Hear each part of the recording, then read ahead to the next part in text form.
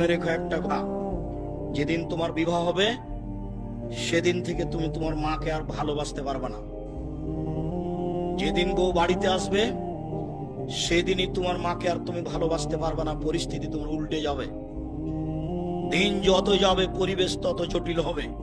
এক সময়ে মনে হবে এই মাটির উপরে সবচেয়ে বড় শত্রু আমার মা। আর তোমার মা যা বলে সবই উল্টা কথা বলে, উল্টা বলে, এ কথাও ঠিক।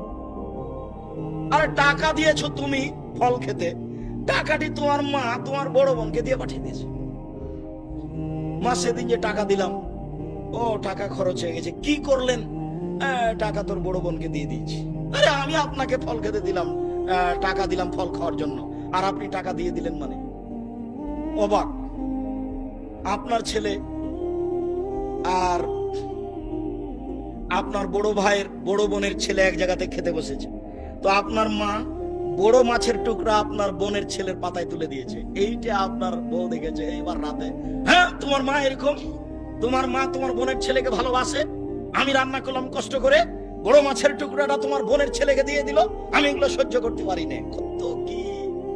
আপনি সন্ধ্যায় এসে দেখছেন আপনার মা বিছানে পেশাব করেছে, উঠতে পারে না, বিছান গন্ধ করছে। আপনি বলছেন, হ্যাঁ তুমি আমার মায়ের বিছানা পরিষ্কার করনি, আমার মায়ের চাদরটা ধুয়ে দাওনি। তখন আপনার বউ বলছে, তোমার মাকে তুমি দেখো, তোমার মায়ের বিছানা তুমি পরিষ্কার করো, ওই ঘরে ঢুকলে তোমার মা আমাকে অকথ্য ভাষায় গালি দেয়, আমি তোমার মাকে দেখবো মানে? আপনার মা অকথ্য ভাষায় গালি দেয়, এ কথাও ঠিক। নেন এবার কি করবে? এত কিছু করার পরেও মা যে ঘরে থাকে সেই ঘরে তুমি জোরে হাঁটতে পাবা না। আমি বলিনি, আল্লাহ বলেছে।